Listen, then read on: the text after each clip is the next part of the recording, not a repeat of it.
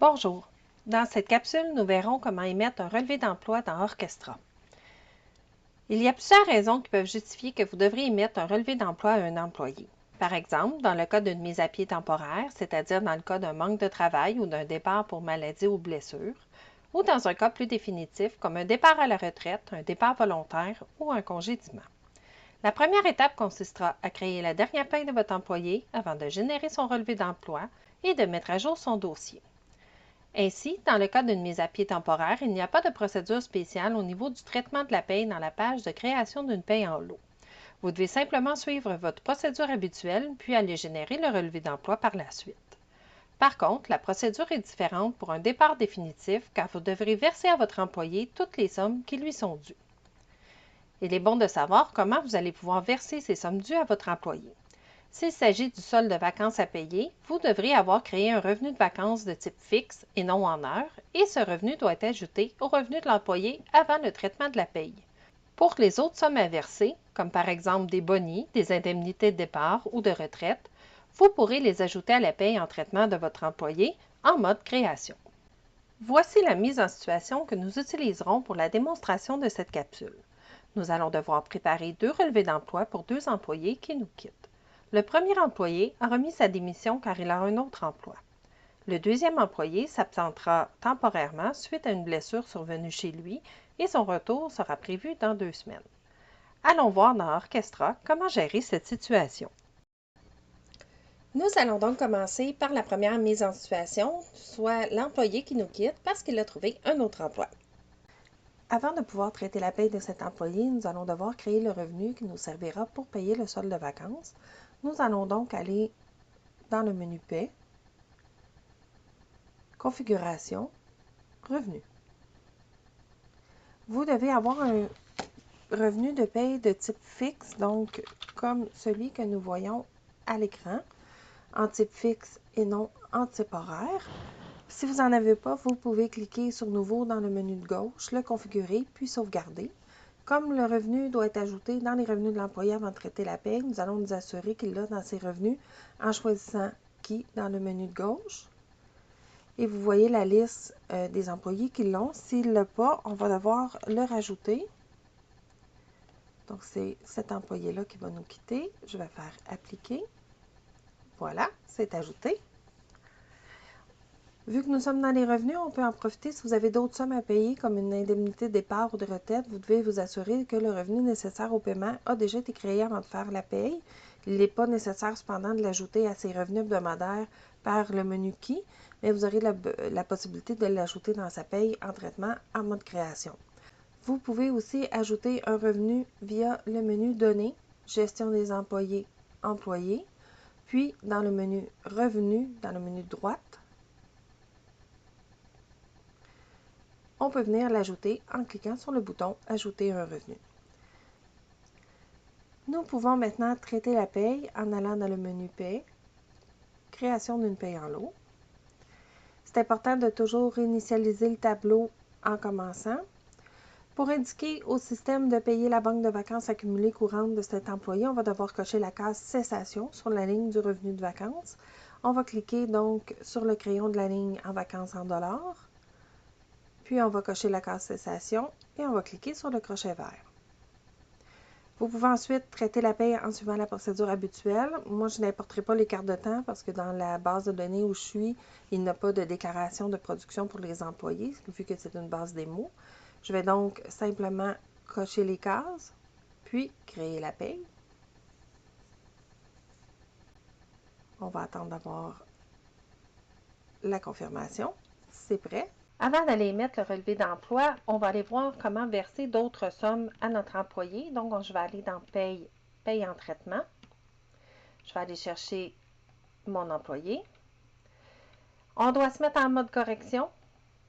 Donc, on va cocher la case. Je vais aller dans les revenus. C'est là qu'on peut venir choisir indemnité de départ, par exemple. On va rajouter 1 000 $ d'indemnité de départ. La dernière étape va être de sauvegarder, évidemment, et de recalculer pour recalculer le net de l'employé. Pour les besoins de la cause, vu que c'est un départ volontaire, je vais l'enlever. Je vais revenir dans le sommaire et je vais recalculer. Donc, je vais pouvoir produire la paye.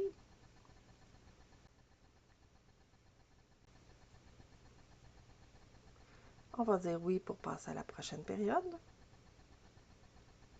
La paye est produite. On est prêt à faire la création du relevé d'emploi dans le menu Paye employeur, relevé d'emploi. Je vais donc cliquer sur Nouveau dans le menu de gauche, puis je vais aller choisir mon employé. On va indiquer la raison du relevé d'emploi. Donc, dans le cas de Madame, ça va être un départ volontaire pour un autre emploi. On va donc rentrer le dernier jour payé, qui va être le 13 janvier. Le 12, excusez. La date de fin période, ça va être le 13 janvier. Il n'y a pas de date de rappel prévue et ce n'est pas de mise à pied temporaire. Avant de cliquer sur Créer, si vous êtes dans une version antérieure à la 347, le système va mettre à jour la fiche de l'employé dès que vous allez cliquer sur Créer. Pour les versions suivantes d'Orchestra, la mise à jour a été déplacée sur la génération du fichier ou la validation du relevé. On va donc cliquer sur Créer. On va valider ensuite les informations des différents onglets. Dans l'onglet Employeur, ça va contenir vos informations en tant qu'employeur et la personne à contacter. Dans l'onglet Employé Observation, ça contient évidemment les informations relatives à votre employé, mais aussi les derniers jours, les premiers jours de travail, les codes de les raisons du relevé d'emploi et la case temporaire. L'onglet Heures et montant va contenir les détails des payes brutes des payes 1 à 27, la période 1 étant la dernière période travaillée, et la 27, la 27e période antérieure à cette période. L'onglet contient généralement aussi les cases pour déclarer des montants de revenus. Donc, on peut voir qu'à la 17A, paye de vacances, c'est venu inscrire le solde de vacances que j'ai payé à mon employé sur sa dernière paye. Si jamais vous aviez d'autres sommes comme des indemnités de départ ou de départ à la retraite, vous pouvez venir les déclarer dans cette portion manuellement. Le dernier onglet, évidemment, c'est les montants 28 à 53 qui précèdent la dernière période de paie. Si jamais vous faites des modifications, n'oubliez pas de sauvegarder dans le menu de gauche. On est prêt à valider le relevé d'emploi. Je vais sauvegarder. Je vais ensuite cliquer sur Valider. J'ai une erreur, donc je vais pouvoir la corriger. On va aller dans Montant. Le type de vacances, c'est donc un montant qui a été versé parce que l'employé cesse de travailler. Je vais sauvegarder. Je vais revalider. Mon relevé d'emploi est valide. On va pouvoir maintenant générer le fichier pour le gouvernement. Sachez que quand j'ai validé, c'est à cette étape qu'à partir de la version 347 d'Orchestra, il va mettre à jour le dossier de l'employé. Ce que ça veut dire, je vais aller dans Données, Gestion des employés, Employés. Donc, ce que ça a fait, ça a décoché la case Actif, ça a coché la case Terminé pour indiquer que l'employé a terminé. Dans le menu historique des postes et embauches, c'est venu mettre la date de départ ainsi que la raison du départ. Donc, lorsqu'il est valide, on va cocher la case Générer ce relevé, puis on va cliquer sur Générer fichier BLK. Le fichier s'est enregistré dans mon dossier de téléchargement. Je vais pouvoir le récupérer pour l'envoyer au gouvernement. Nous allons maintenant passer au deuxième employé de la mise en situation, l'employé qui s'absente temporairement pour cause de maladie et blessure. Vous aurez compris qu'il s'agit d'une mise à pied temporaire et comme mentionné précédemment, il n'y a pas de traitement spécial particulier à faire dans la création de paye. Donc, on va aller dans Paye, Création d'une paye en lot. Je vais réinitialiser mon tableau. Comme j'ai dit dans l'exemple numéro 1, je n'importerai pas les cartes de temps parce que je n'ai pas de déclaration dans cette base-là. Je vais simplement donc cocher l'employé et procéder à la création de la paye. Une fois la création de paye terminée, je vais pouvoir la produire. On va indiquer oui, je veux passer à la prochaine période. La paye a été traitée avec succès, donc on va pouvoir passer directement à l'émission du relevé. On va aller dans Paye, Employeur, Relevé d'emploi. On va cliquer sur Nouveau, puis on va aller chercher notre employé qui est parti, donc c'est celui-ci. La raison de son départ, on avait dit que c'était maladie ou blessure. Donc, maladie ou blessure. Son dernier jour travaillé étant le même que l'employé précédent. Sa date de fin de période au 13 janvier. On a dit qu'il serait de retour dans 2 semaines. Donc, on va se ramener au 13 janvier. Les retours dans 2 semaines, donc le 29 janvier. C'est une mise à pied temporaire, donc je vais cliquer la case temporaire. On n'oublie pas que dans la version 3.47 et avant, la mise à jour du dossier va se faire sur le bouton Créer, tandis que les versions suivantes vont se faire sur la validation ou la génération du fichier BLK. Je vais donc cliquer sur Créer. On va valider les informations des différents onglets, donc l'onglet employeur qui contient vos informations, l'onglet employé qui contient les informations de l'employé. On peut voir que la date de rappel s'est mise dans la date de rappel, la case temporaire s'est cochée et c'est maladie blessure. L'onglet heures et montant va contenir les détails des payes brutes des périodes 1 à 27. Si vous avez des congés de maladie à déclarer, vous allez pouvoir les déclarer ici au niveau des congés de maladie. Et les onglets 28 à 53 contiennent évidemment les périodes 28 à 53 qui précèdent la période numéro 1. Une fois que c'est complété, on n'oublie pas de sauvegarder. Comme mentionné, ça va être sur le bouton Valider que la mise à jour va se faire. Donc, je vais valider.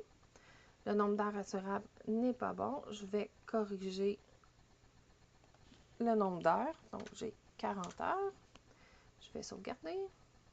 Et voilà. Dans le cas d'une mise à pied temporaire, on va aller voir ce que ça fait au système pour l'employé.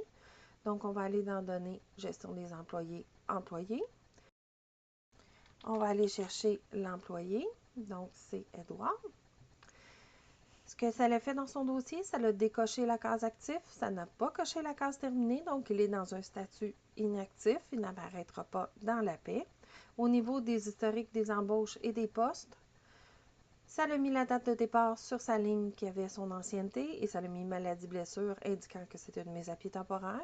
Et comme on avait déjà la date de retour, ça a fait une nouvelle ligne avec sa date d'embauche qui n'est pas coche ancienneté parce qu'il garde son ancienneté qu'il avait précédemment. Donc, une fois le relevé complété, on a validé, on va pouvoir générer le fichier BLK, on va cocher la case et on va cliquer sur Générer fichier BLK. Comme dans le cas précédent, le fichier a été mis dans mon dossier de téléchargement. Lors du retour de votre employé, vous allez devoir aller le réactiver. Ce que ça veut dire, c'est que vous allez aller dans Données, Gestion des employés, Employés. Pour tomber sur la page Société, vous choisissez votre employé. Si jamais votre case actif est cochée, vous devez la décocher pour pouvoir sélectionner votre employé inactif. Vous allez cliquer la case Actif, cliquez sur Sauvegarder. On va aller ensuite dans Historique des postes et embauche. Si jamais la date d'embauche a changé ou si vous ne le saviez pas, alors si on n'avait pas mis de date de rappel, on n'aurait pas eu la nouvelle ligne. C'est important d'en rajouter une ou de corriger la ligne qui est ici. Pour la corriger, vous devez cliquer sur le crayon. On modifie la date de retour et on peut cliquer sur le crochet vert. On est rendu à la transmission au gouvernement et l'impression des relevés d'emploi. Avec vos fichiers BLK en main, vous allez pouvoir aller sur le site du gouvernement fédéral Service Canada pour les transmettre. Quand le fichier est transmis, vous pourrez à ce moment générer le fichier PDF que vous pourrez imprimer pour votre employé. Ce fichier PDF va pouvoir être attaché dans la fiche de l'employé dans Données, Gestion des employés, Employés, puis dans la page Historique des postes et embauches. On peut venir lier le PDF sur la ligne concernée pour pouvoir le consulter dans le futur. Si vous avez des questions ou avez besoin de plus d'informations, je vous invite à consulter les articles de notre base de connaissances sur notre portail Jira ou consulter l'aide en ligne directement dans Orchestra. Merci, bonne journée.